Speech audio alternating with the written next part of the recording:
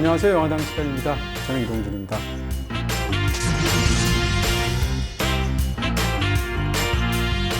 안녕하십니까. 전도당 김주현입니다.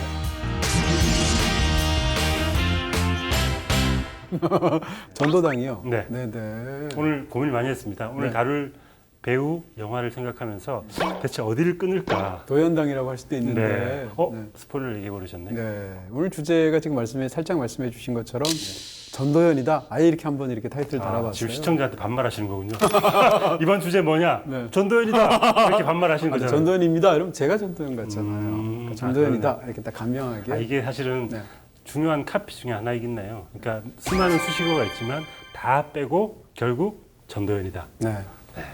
그렇게 말할 수 있는 배우가 과연 몇이나 되겠는가라는 생각이 들면서 진짜 굉장한 배우라는 생각이 들고 개인적으로도 너무 좋아하기도 하고 또 무엇보다도 지난 20년간 전도연 같은 배우가 있다는 사실 자체가 한국 영화로서는 일종의 어떤 축복 같은 네. 그런 배우가 아닌가 싶은 생각이 있습니다. 네, 이번에 하면서 필모그래피를 쭉 봤는데 거의 쉼없이 달려오셨고 그렇죠. 그 사이사이에 정말 엄청난 작품과 또 뭐 엄청난 감독들과 같이 했고 수많은 또 대스타들이라고 할 수 있는 남자 배우들과 거의 모든 작품을 하셨고 그러니까 이 필모그래피 보더라도 얼마나 위대한 배우인지를 사실 알 수 있을 것 같더라고요. 그렇습니다. 뭐 사실 전도연 배우가 영화를 최초로 찍었던 게 접속인데 네. 접속이라는 영화 자체가 멜로 영화에서 굉장히 중요한 작품이었고 접속과 약속을 시작으로 해서 이제 수많은 작품들이 있는데 연기 스펙트럼 자체가 굉장히 넓을 뿐만 아니라 또 연기에 대한 몰입도가 엄청나잖아요. 정말 좋은 작품들이 많았죠. 네.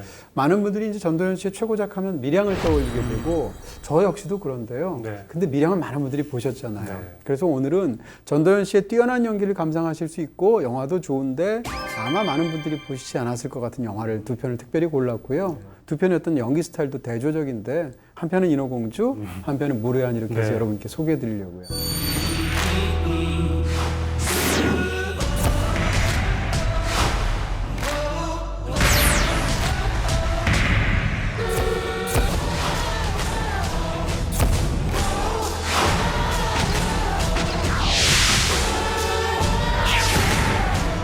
안녕하세요, 김 사장님. 어떤 이십니까? 나 김혜선이야. 솔직히 외상값 때문에 인생 좋잖아.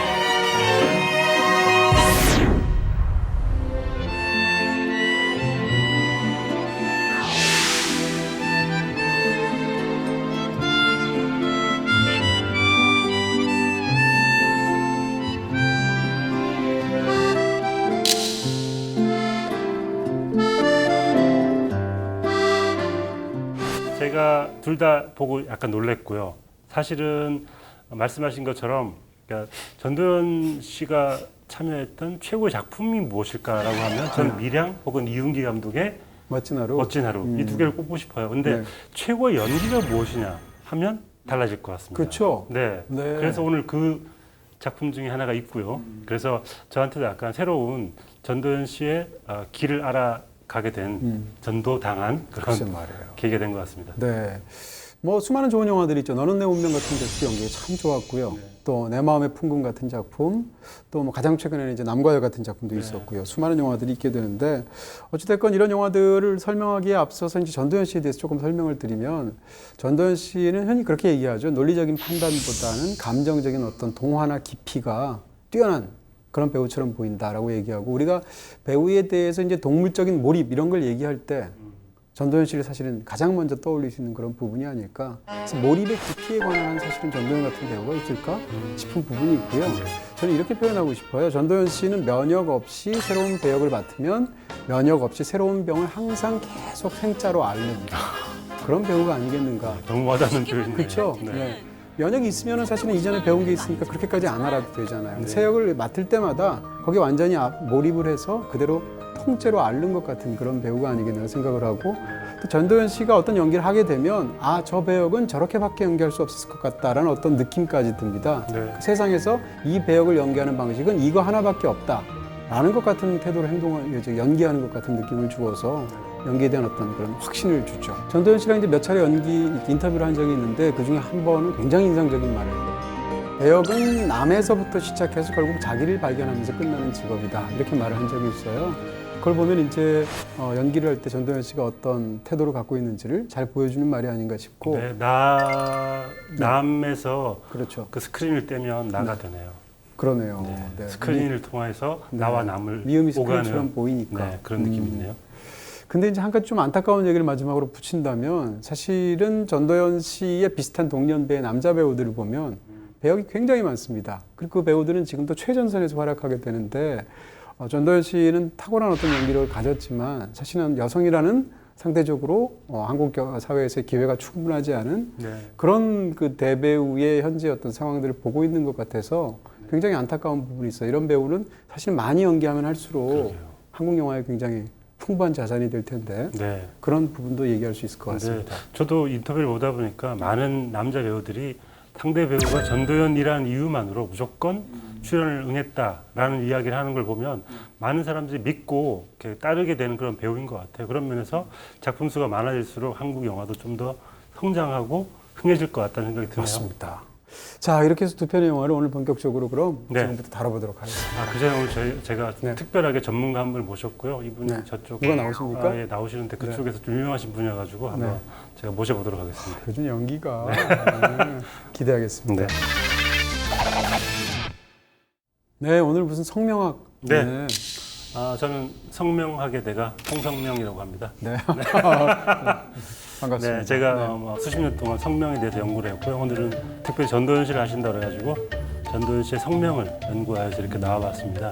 밑에 깔려있는 수많은 이름들, 전도연 씨가 연기했던 배역의 이름이고요. 이 이름들을 보다 보니까 하나의 통찰을 얻게 되었습니다. 전도연이라는 이름에 맞게 센 이름이 별로 없고 이응이나 이렇게 전도연처럼 영, 연, 현, 은 이런 이름이 많다. 그래서 아마도 감독이나 시나리오 쓰시는 분들이 전도연을 염두에 두고 저런 이름을 만들기 때문에 저런 이름을 많이 쓰는 게 아니겠는가 하는 생각이 들고요. 전도연 연두에 뒀군요. 그렇죠. 네, 네. 그리고 또 한편으로는 네, 그 성명을 하는데 이름으로 개그치시는 분을 안 좋아합니다. 네, 네. 여기 써 있네요. 네. 개인의 이름을 개그치지 마라. 이렇게 그렇죠. 써 있네요. 위에는 얘기에 나오는 이름인데요. 개인의 이름을 어떻게 지어야 하는가. 나라 같은 큰 이름, 그리고 해나 산 이런 큰 물체들을 이름에 넣는 것은 좋지 않다라고 얘기를 하고 있습니다. 저 얘기의 문장을 가지고 온 이유는 좀 전문적으로 보이려고 내용하고는 별 상관이 상관이 없는데 없어요? 네. 네. 가지고 와봤고요. 그걸 가지고 푸는 줄 알았더니. 그리고 또 한편으로 네. 평범한 이름이 많다라는 특징이 있습니다. 이름이 평범하고 특별한 건 따로 없습니다만 평범한 이름이라는 건 수많은 사람들이 공감할 수 있을 만한 쉽게 들어봤음직한 그런 이름을 많이 쓰는 이유는 아마 이 전도연이라는 배우의 특징 때문인 것 같습니다. 특별한 인물을 연기하기보다는 우리 옆에 그냥 슬쩍 지나가다 본 것 같은 그런 사람들의 특별함을 많이 캐치해내기 때문에 전도연이라는 이름을 아마 그런 쉬운 배역으로 이름을 짓지 않았을까라는 생각이 들고요. 마지막으로 전도연이라는 이름으로 한번 의미를 분석해 봤는데요. 네. 도연입니다. 네. 재료에 있는 도연은 백제의 도기의 이름인데요. 매끄럽게 갈아서 그릇을 만들고 캐릭터를 분석을 하여서 그 속에다 연기를 넣는 겁니다. 도연이라는 뜻은 또 중국 영화들 보시면 많이 보셨겠지만 감독을 뜻하는 도연이라는 감독이라는 이름- 말을 중국에서 안 쓰죠. 안 쓰죠. 그래서 도연이라고 쓰죠. 감독이 연기를 이끌어내야 한다는 의미로 이렇게 쓰고 있거든요. 마지막으로 전도연 아래 제일 아래는 전도연 씨의 실제 그 한자인데요. 아름다운 길이라고 해석을 해보았습니다. 그래서 전도연 씨는 매끄럽게 갈아서 그릇을 만든 다음에 그 속에다가 연기를 이끌어내서 아름다운 길을 펼쳐내는 사람이다라고 해서 전도연이다. 이렇게 제가 통성명으로서 이름학을 성명학을 만들어 보았습니다. 네, 너무 설득할 논리가 강하셔서 네. 바로 전도됐습니다. 네. 죽은 황충남이가 김혜경을 공갈 협박한 모양이다.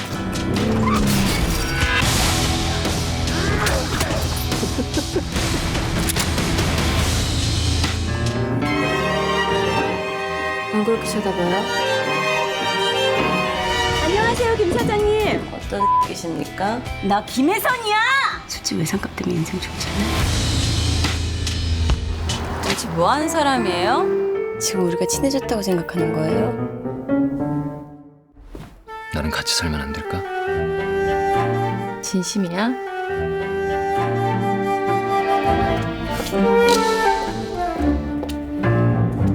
네, 먼저 소개드릴 작품은 모래한이죠. 네. 오승욱 감독이 정말 15년 만에 만든 오승욱 감독이 2000년에 킬리만자로라는 영화를 냈을 때 사실 흥행에 성공하지 못했지만 많은 분들이 굉장히 인상적으로 기억하는 작품이 됐거든요. 근데 차기작이 나올 때까지 무려 15년이 걸려서 많은 팬들이 기다렸던 작품이었습니다. 네.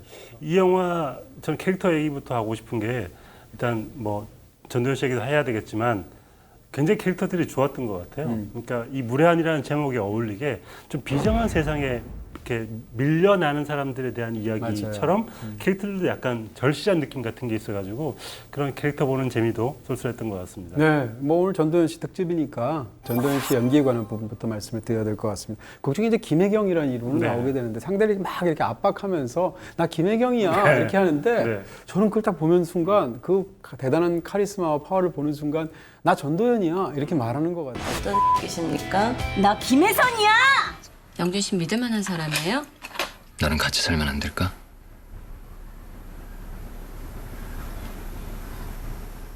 진심이야?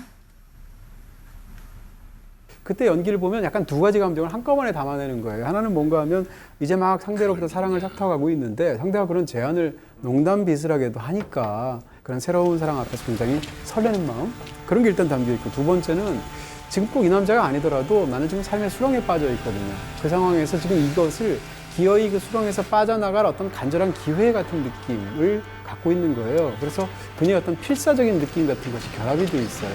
그리고 후반부에 뭐 당신 이름 진짜 뭐예요? 이렇게 물어보게 되잖아요. 거기서 물론 표면적으로 당신 드러나는 진짜 것은 이름 분노입니다.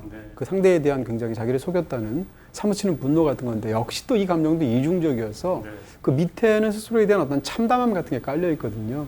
이런 식으로 한 장면에서 굉장히 깊은 어떤 감정을 우리에게 알려주지만 그 감정이 심지어는 복합적이기도 하다는 측면에서 이 영화에서의 전도연 씨는 정말 굉장하다 네. 그런 생각이 들죠. 그리고 저는 이렇게 잘 우는 사람이 또 있을까 싶을 정도로 눈물을 연기를 정말 잘하잖아요. 그러니까 미량에서 눈물 연기도 인상적이었지만 사실 이 영화에서도 남자친구가 검거될 때 차 안에서 우는 장면은 정말 폭풍 오열을 해야 되는 장면인데 정말 원하는 바를 그대로 표현해내는 그런 감정이었던 것 같습니다. 그렇습니다. 그리고 약간 디테일 같은 어떤 재미들도 있어서 술 마실 때 이 소주잔을 그냥 병에다가 이렇게 쨍 하고 마시는 디테일. 네, 그 장면 너무 좋았어요. 그 다음에 양주 같은 걸 바를 때 이 버킷 속에서 얼음을 직접 손으로 잡아서 먹는다든지 이런 디테일들도 사실은 굉장히 이 인물이 어떤 인물인지 너무 잘 보여주는.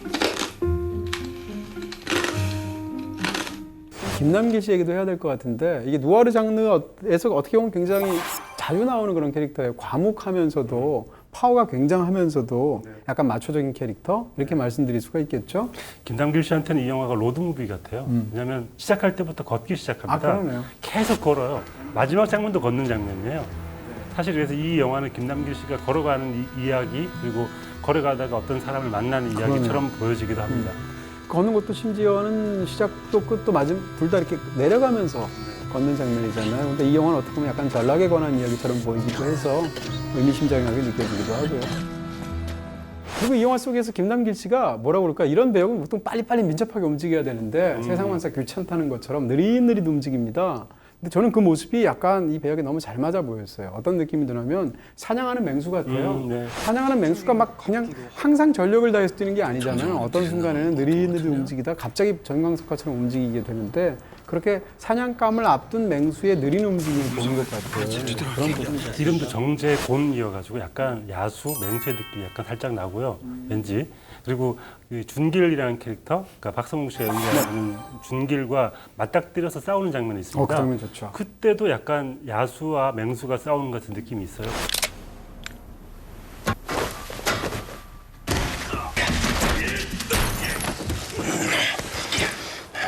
그 장면은 그 자체로 굉장히 인상적인 액션 씬이지만 다른 한편으로는 아주 인상적인 감정씬처럼 보이기도 합니다. 한 여자를 사이에 두고 옛 연인과 이제 퇴각하는 연인과 찾아오는 연인이 싸우는 것 같은 느낌이 있고 그 장면에서 사실은 준길 캐릭터를 자세히 설명 안 하잖아요. 근데 밖으로 나가 싸우기 직전에 자다 보면 이제 험하게 자면 이불 차내고 자고 막 이렇게 되잖아요. 그러니까 나가기 직전에 준길이 살짝 극중의 해경한테 이불을 덮어줍니다. 왜냐하면 벗은 몸이 드러나니까. 그 덮어주는 장면에서 김준길이 어떤 사람인지를 보여주는 거거든요. 그런 디테일한 묘사까지 굉장히 인상적인 장면이었어요. 이 영화는 세 사람이라는 축으로 움직이는 영화인 것 같은데, 그러니까 이 정재곤은 계속 걸어다니는 사람, 그리고 혜경은 계속 주변부에서 밀려나는 사람, 그리고 준길은 도망다니는 사람. 그러니까 중간으로부터 계속 벗어나는, 비껴나는 사람들에 대한 이야기예요. 그래서 그 세 사람이 묘한 공통점이 있지만 그 세 사람이 또 어떤 식으로 얽히는 그런 이야기였던 것 같습니다. 그렇습니다. 저는 감정적으로 이 영화가 굉장히 진하잖아요. 그리고 이제 극 중에서 이 혜경의 어떤 그 과거 정도만 아주 간단하게 설명을 하고 나머지 배역들은 과거에 어떤 일이 있었는지를 보여주지조차 않는데, 그러면서 현재의 어떤 사건에 집중하게 되는데 이것을 묘사하는 영화의 방식은 감정이 굉장히 집중이 되어 있어서 영화 자체가 약간 비유해서 얘기하면 타르 같아요. 끈적하고 빽빽하고 그러면서 매캐한 느낌까지 들어서 영화를 보고 나면 사실 감정적으로 굉장히 이렇게 무겁게 젖게 되는 그런 묵직한 어떤 원초적인 힘 같은 게 이 영화에 담겨 있죠. 그러면서 또 영화가 계속 이렇게 무겁기만 하고 이렇게 좀 약간 힘들게만 하느냐, 재치도 굉장히 많아요. 특히 이제 직접 출연하시는 그 장면을 보시게 되면 연기를 출연하셨잖아요. 제가 얼마나 힘들었는지 그 김남길 씨 차가 약간 세게 들어와가지고 다칠 뻔했어요. 다리 끼는 장면이 있거든요. 그건 사실 이런 튼튼한 다리가 아니면 버텨내기 힘든 어려운 장면이거든요. 그걸 제가 버텨내면서 대사까지 치잖아요. 네네. 김민재 씨 죄송합니다. 이거 언제까지 해야 되는 거예요? 이거? 네네네. 자꾸 시키니까. 그래서 그 장면 보면서 이게 쉬운 것처럼 보이지만 굉장히 몸으로 밀어붙이는 개그 같은 것들, 유머 같은 것들이 꽤 많이 있습니다. 그리고 뭐 약간 조폭들의 세계를 묘사할 때도 약간 너무 무섭지가 않게 좀 이렇게 좀 웃기고 과장되게 그렇게 표현을 해가지고 그런 데서 나오는 소소한 유머들도 있었죠. 제가 한번 모시겠습니다. 근데 지금 조금 전에 말씀해 주셨던 이제 극 중에서 김민재 씨가 연기란 캐릭터를 맡고 있는데, 연기랑 재곤이 처음 만나잖아요. 제가 굉장히 재밌어하는 것 중에 하나가 대사를 칠 때 반말과 존댓말을 막 오갈 때 그렇죠. 이런 게 너무 재밌는 거예요. 처음에는 권력 관계를 보여주는 그렇죠. 거죠. 반말로 상대를 막 이렇게 하다가 차로 밀어붙이게 되니까 점점 존댓말로 바뀌잖아요. 그러다 뒷부분에 가게 되면 재곤이 곤궁에 처하는 상황에서는 또 상대를 툭툭툭 차면서 하대하면서 반말로 다시 돌아간다던가 이런 식으로 존댓말과 반말이 오가는 교차하는 부분들을 굉장히 흥미롭게 영화가 잘 쓰고 있어요.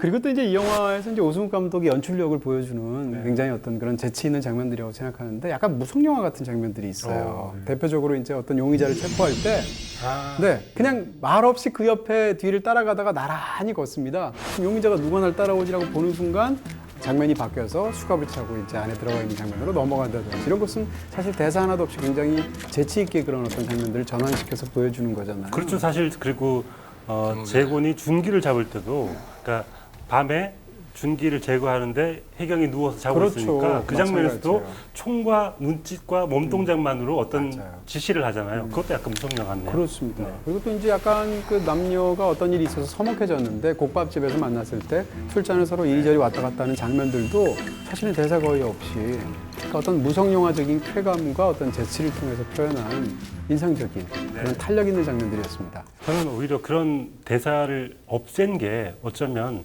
좀 모든 사람들의 감정을 약간 불투명하게 만들기 위한 게 아닌가 싶어요. 대사가 많아지면 내가 어떤 그러네요. 상황이다라는 얘기를 많이 하게 되는데, 사실 이 영화는 묵진한 면이 있는가 하면 이 두 사람의 정확한 감정을 잘 모르겠어요. 몰라야 되는 것 같아요. 그래서 과연 혜경은 이 재곤을 어떻게 생각하는가, 그리고 재곤은 혜경을 사랑했나? 이런 식의 감정들을 잘 몰라야 되기 때문에 대사를 초반에 빼면서 감정들이 약간 불투명해지는 걸 원했기 때문에 그런 시도를 하지 않았나 싶습니다. 사실 남자 입장에서는 약속하기가 어렵습니다. 왜냐하면 자기의 공적인 목적이 있으니까, 형사로서. 여자 입장에서는 그 말을 믿기가 어렵습니다. 왜냐하면 평생 속았기 때문에.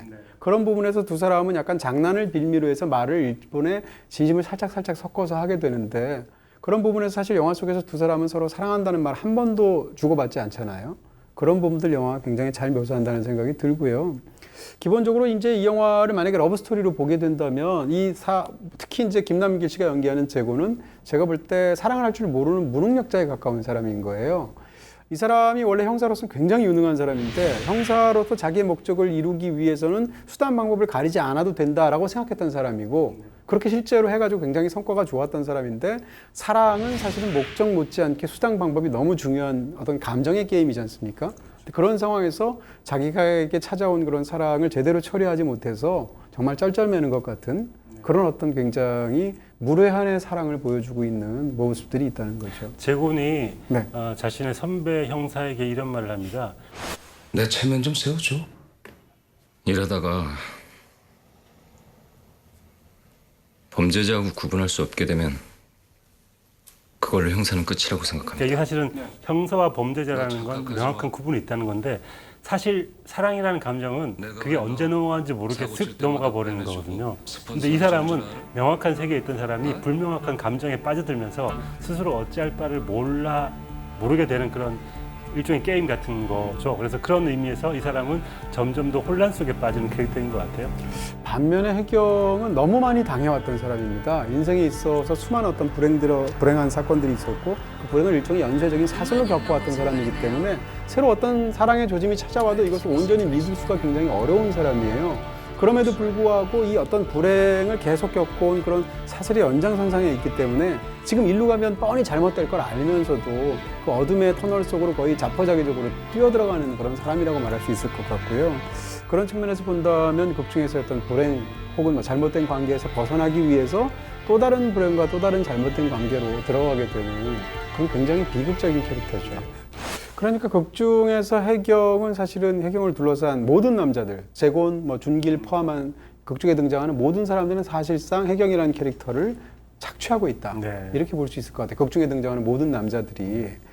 그런 이제 또 부분은 이제 영화적인 설정이지만 영화에서 어떤 묘사된 부분에 약간 걸리는 부분들도 있어요. 네, 네. 그렇죠. 다시 봐도 그렇고 처음 봤을 때도 그랬는데 영화에서 이제 발정제랑 관련돼서 나오는 장면들을 보게 되면 사실은 저 장면을 저렇게까지 묘사할 필요가 있었을까?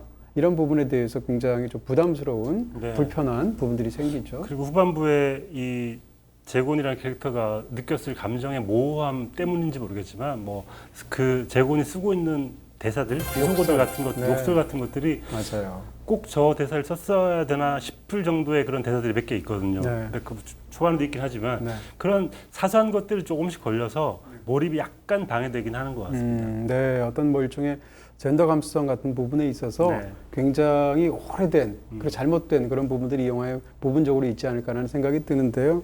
네, 그럼에도 불구하고 한국 영화에서 이제 고만고만한 기획 영화들이 정말 많잖아요. 네. 근데 그런 영화들랑 완전히 궤를 달리하는 어떤 원초적인 굉장한 묵직함 같은 게 영화가 담겨 있어서 네. 인상적인 작품이죠. 저는 이 영화 보면서 어둠 속에 저렇게 많이 빛이 있을 수 있나 싶을 정도로 어두운 색감 같은 게 너무 잘 살아있고 그 안에 수많은 형상들이 움직이는 게 되게 인상적이어서 촬영도 좀 좋았던 것 같습니다. 네, 형식적으로도 기교 같은 것을 너무 부리지 않고 그러면서도 어떤 가장 영화의 기본적인 요소만으로 영화가 끌고 가는 그런 힘을 제대로 보여준 작품이기도 한 것 같습니다.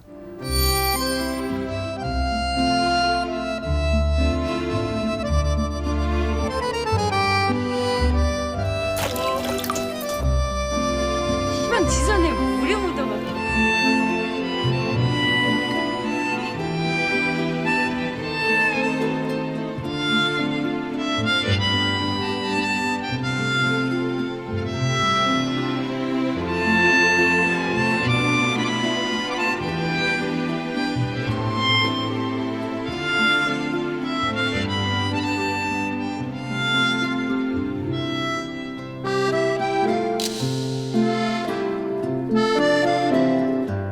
네, 두 번째 작품은 박흥식 감독의 인어공주입니다. 네, 전 1인 2역 하는 영화들 꽤 많이 봤는데 이렇게까지 연기를 다르게 잘하는 1인 2역도 드물었던 것 같아요. 네. 대단한 연기였던 것 같습니다. 그렇습니다. 엄마 역과 딸 역을 전도연 씨가 1인 2역을 맡아서 네. 딸인 나영 역, 엄마인 연순 역을 네. 정말 천연덕스럽게. 근데 이렇게 얘기하면 사실 엄마 시절 얘기, 딸 시절 얘기 두 개를 나눠서 연기를 하는가 싶은데 사실 딸이 엄마의 어린 시절, 젊은 시절을 만난 이야기이기 때문에 판타지 영화이기 때문에 둘이 계속 대면하는 장면이 있어서 연기하기 더 어려웠을 것 같은데 그걸 정말 잘해냅니다. 네, 근데 그런 장면들에서 사실은 뭐라고 그럴까요? 같은 프레임 안에 한 배우가 두 가지 역을 맡아서 그것을 일종의 특수 효과를 보여주는 장면을 보면 제일 중요한 게 눈빛 교환하는 거거든요. 그런 데서의 어떤 스킬이라든지 감정을 담는 부분도 굉장히 인상적인데 이 1인 2역 아이디어는 김태훈 감독의 아이디어였대요. 아, 그래요? 네. 네. 박흥식 감독하고 굉장히 친했을 때 네. 형, 그거 한번 1인 2역으로 해보면 어때? 이렇게 제안을 해서 무릎을 치면서 그렇게 했었다는 뒷얘기들도 있는데요.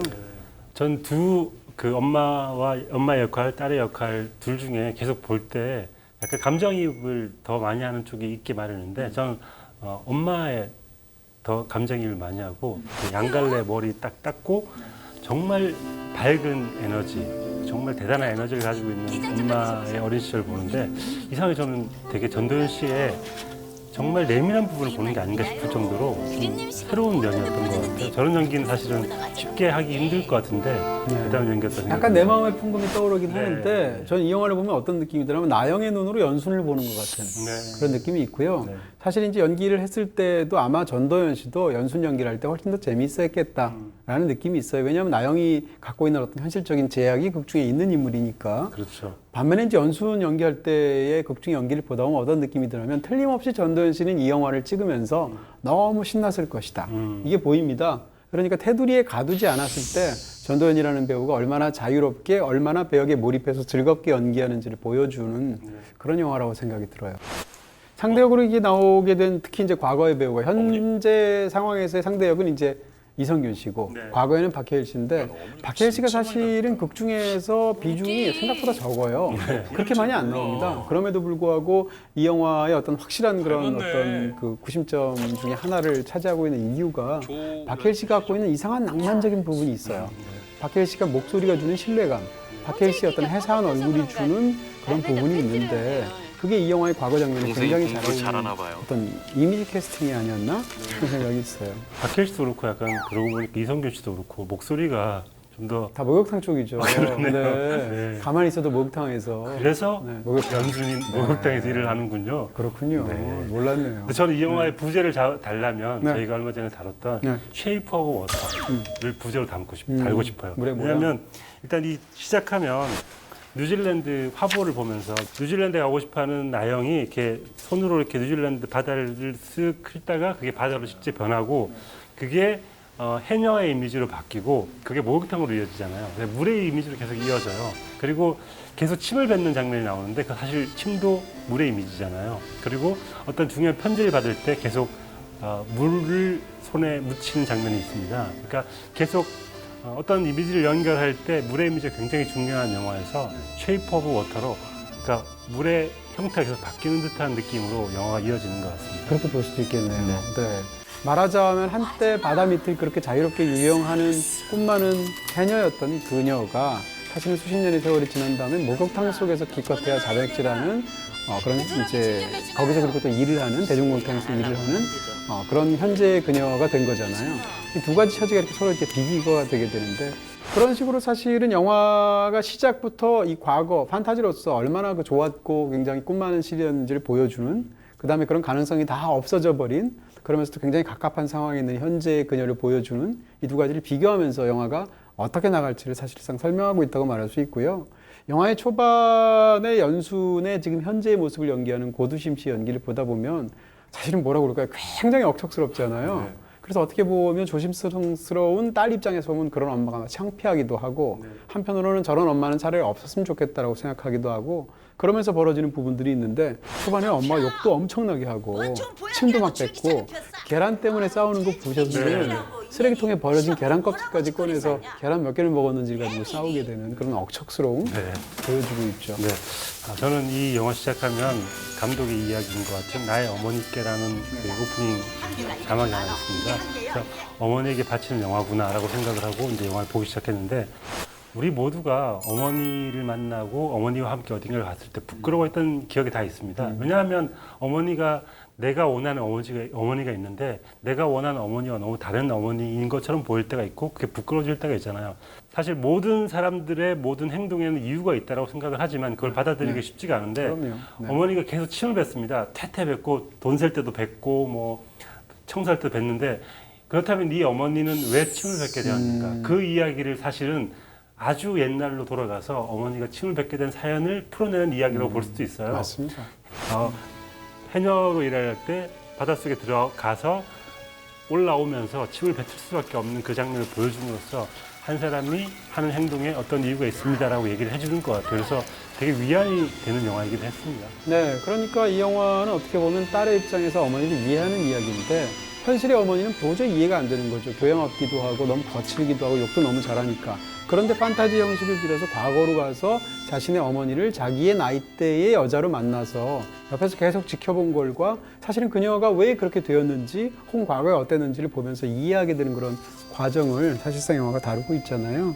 그래서 그런 부분에서 이런 판타지의 부분이 있을 것이다라는 거고, 아까 첫 자막이 이제 나의 어머니께라고 어머니에 대한 헌사의 영화가 시작한다고 그랬잖아요. 극중에 등장하는 어머니의 이름인 연순이 실제로 박흥식 감독의 엄마 이름이에요. 아, 그래요? 네. 네. 그러니까 이 영화는 사실 굉장히 자전적인 부분이 있었을 것이다라는 거고, 박흥식 감독이 제일 잘했던 것이 어떻게 보면 어머니에 대한 그런 이야기들이었는데, 이 다음 영화가 내 사랑 말순씨라는 영화거든요. 근데 거기서 등장하는 말순이 역시 극중의 엄마 이름이에요. 그렇게 본다면 내 사랑 말순씨와 인어공주는 제가 생각할 때 한국 영화의 가장 절절한 3호곡 2부작으로 봐도 되지 않을까 싶을 정도로 둘 다 참 인상적인 작품이었죠. 그러면서 영화 속에서 이제 대비되는 것들이 굉장히 많은데, 일단 구조적으로 두 가지가 대비가 되고, 네. 바다와 욕탕이 대비가 되고, 그리고 무엇보다도 현실의 뻘밭 같은 상황과 그녀 현실의 나영이 너무 가고 싶어 했던 연수를 떠나는 뉴질랜드가 대비가 되는데, 하필이면 또 뉴질랜드는 남반구에 있잖아요. 그러니까 계절 가치도 반대니까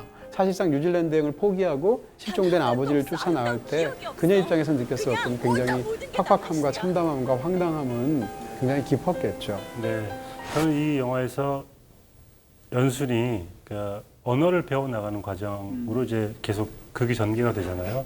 박해일 씨가 김진국이라는 말하자면 아빠인 그 김진국이 엄마한테 처음으로 글을 가르쳐줬던 순간으로 돌아가서 그때부터 이제 얘기를 해나가는데,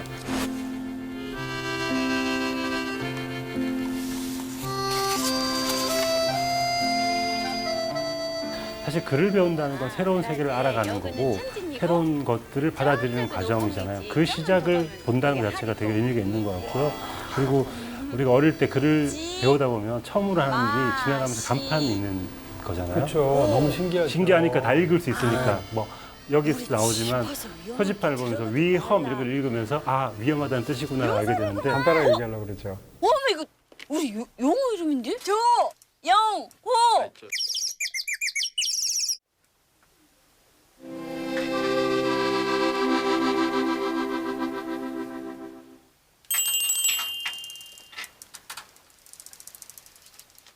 근데 그럴 때 엄마의 시작을 딸이 지켜온다는 게 얼마나 참 가슴 찌릿한 이야기인지를 사실은 되게 잘 알고 있고 건드리는 어떤 원초적인 감정 같은 게 있는 것 같습니다. 이 영화 제목이 인어공주잖아요. 인어공주는 극 중에서 진국이 연순에게 마지막으로 주는 선물로서의 동화책이기도 하지만, 다른 한편으로 인어공주가 만약에 엄마라면 그러면 자기 아버지인 진국은 왕자라는 얘기 아니에요? 네. 그러니까 극 중에 사실상 왕자였고 공주였던 시절에 엄마 아빠를 딸이 보게 되는 거죠. 현실의 엄마 아빠는 너무 지긋지긋한 부모였는데, 근데 또 아빠 이름이 뭔가 하면 진국이에요.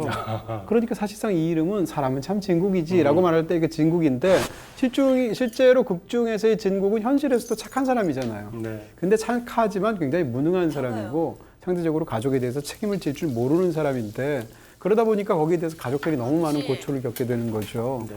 그래서 그러면서 펼쳐지는 이야기가 사실은 한국의 많은 어떤 가정들이 그런 일들이 있었을 것이고, 또 그리고 여러 가지 부분들에 있어서 이 영화들은 사실 사람들을 굉장히 착잡하기도 하고 묵직하게도 사로잡는 부분들이 많죠. 그러니까 사람이 진국인 것으로는 해결되지 않는, 진국임에도 불구하고 남는 어떤 삶에 그런 굉장히 눅진하면서도 힘든 부석이 있는데, 그런 것이 가족일 경우에 더 진폭이 되잖아요. 네. 그런 걸 영화가 너무 잘 다루고 있습니다. 네. 무례한에서 대사 없이 무성 영화처럼 표현을 해준 장면이 있다고 말씀해 주셨는데, 여기서는 오라이 가지고 오라이. 정말 많이 써먹습니다. 아, 여러 번 하죠. 네. 저 차장이 오라이 하는데 오라이가 뭔 뜻이다요? 아, 오라이요? 그거 미국 말이에요. 봐봐요. 오라이 하면 앞으로고요. 또 오라이 오라이 이러면 뒤로고요. 오라이! 네, 갑니다. 방향을 표시해 주면서 오라이라고 할 때 그 귀여움 같은 것들로 표현이 되기도 또 하고, 자전거 탈 때도 또 오라이 하기도 하고 그렇죠. 해서 영화 속에서 굉장히 네. 귀엽게. 오라이 한 단어 가지고 참 많은 걸 부려먹습니다. 그렇습니다. 네. 선생님! 오라이!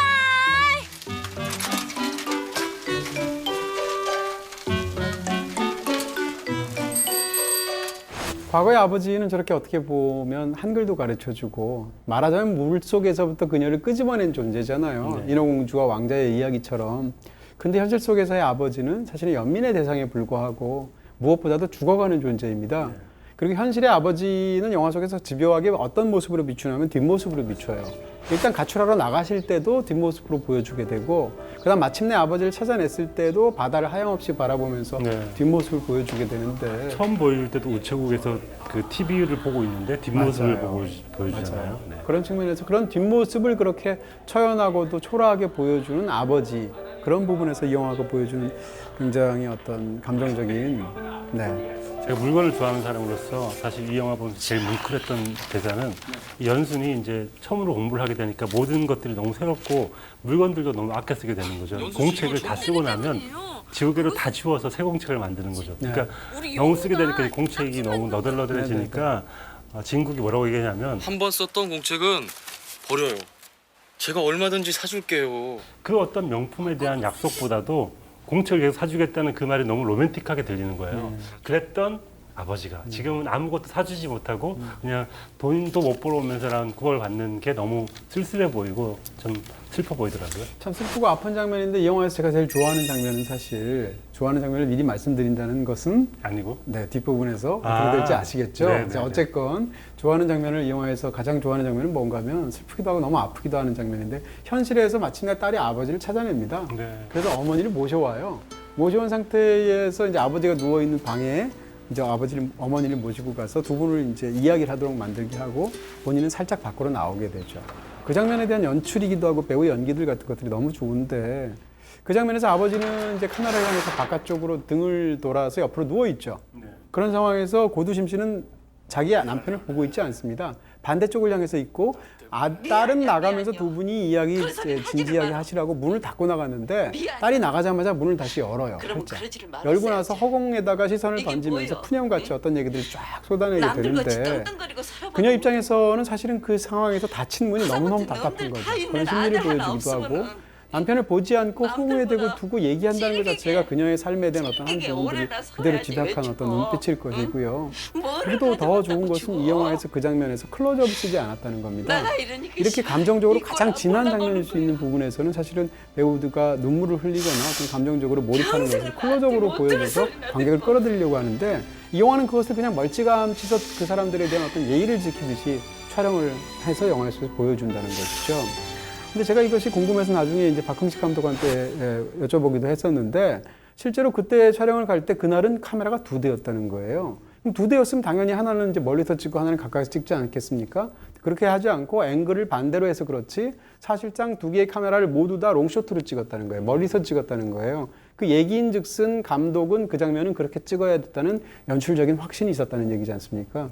그런 부분에서 그것이 최종적으로 나온 결과물도 어떻게 보면 그런 감정을 고양시켜야 된다는 유혹에 하지 않고 감독이 보여주고 싶었던 것을 제대로 보여준 정말 진실된 장면이 아니었을까 싶은 거죠. 인어공주를 안 보신 분들이라도 영화를 보기 시작하면 이 노래 생각하실 거예요. 심성락 씨의 이 음악이 너무 많이 알려져가지고 딱 영화를 보는 순간 그 감정이 밀려 들어오는데요. 전 이 OST도 너무 좋았던 것 같아요. 너무 많이 알고 있어서 약간 감정이 좀 달라졌나 싶은데도 이 영화하고 음악이 너무 잘 들러붙고요.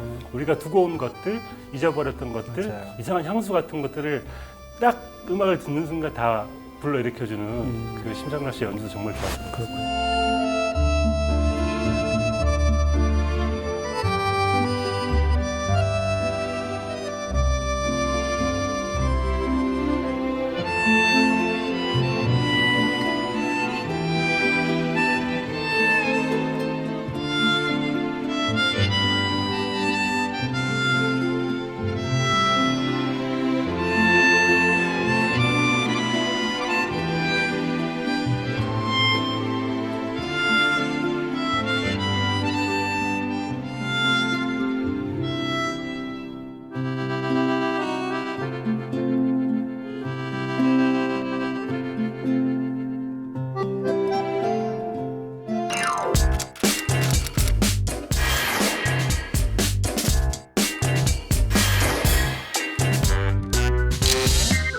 네, 이제 두 편의 영화 중에서 더 좋은 작품 네. 어떤 거였습니까? 오늘 전도연 씨 특집이니까 연기로 골라봤고요. 네. 두 편의 영화 뭐 다 좋지만 저는 연기는 저는 전도연 씨의 모든 영화를 통틀어서 인어공주가 최고의 연기 아닌가라는 생각이 들어요. 네. 그러니까 감정의 폭도 그렇고 다양한 배역도 그렇고 그래서 인어공주가 더 좋았고 연기도 더 좋았다고 생각이 들고요. 네. 연기로서 최고의 장면을 꼽으라면 약간 또 배분을 해야 되니까 무례한에서 김남길 씨한테 재곤한테 돈을 받는 장면이 있어요. 돈을 빌려가지고 그 돈을 받으면서 자기를 사랑한 거 아닌가라고 물어보는 장면이 있습니다. 나랑 같이 살고 싶다 그런 거 거짓말이었죠? 그 얘기를 하고 난 다음에 내려서 차에서 내려서 걸어가는 장면이 있어요. 그때 옷 그리고 그때 분위기 그리고 걸음걸이 네. 그리고 눈빛 이런 것들이 모든 걸 내려놓는 한 사람의 모습 같기도 하고 그래서 약간 되게 슬픈 그런 모습 같아가지고 그 장면을 최고 연기로 꼽겠습니다. 네. 약간 비슷하기도 하고 다르기도 한데 저는 두 영화 중에서 인어공주를 훨씬 더 좋아합니다. 네. 근데 연기로만 전도연 씨로만 따지면 저는 무례한의 전도연 씨가 더 좋아요. 그러니까 물론 둘 다 굉장히 좋다는 네. 전제하에서 약간의 차이가 있겠지만 그래서 이제 두 편의 영화 중에 하나를 고르라고 한다면 인어공주 그리고 장면은 무례한에서 고르고 싶은데요. 무례한의 장면 중에서 아까 제가 잠깐 말씀드리기도 한 장면인데 진심이야? 라고 되묻는 그 순간 정말 짧은 연기인데 그 부분을 저는 꼽고 싶고요. 준길이 돈 줘서 보내버리고 나랑 같이 살면 안 될까?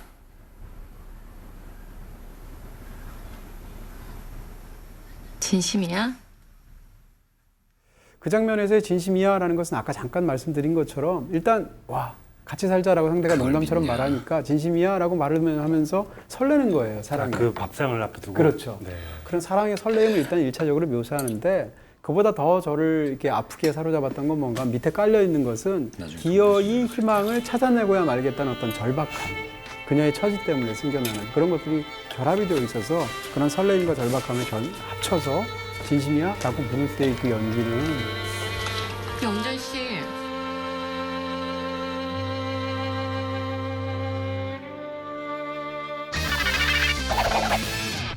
네, 이렇게 해서 오늘은 전도연이다 라는 네? 어떤 또 반말하고 있죠. 끝까지 네. 전도연입니다 라는 어떤 제목으로 이제 마치도록 하고요. 전도했고요. 네. 네, 전도당이셨죠. 네. 두 편의 영화 모두 BTV에서 보실 수 있습니다. 오랜만에 전도연 씨 연기에 흠뻑 네. 젖을 수 있는 두 편의 작품이 아닐까 싶습니다. 저희는 다음 주에 뵙도록 하겠습니다. 고맙습니다. 여기서 전도했고요 하셔야지. 아까 하는 게 아니라. 부족다. 센스가 부족했네요. 말이야.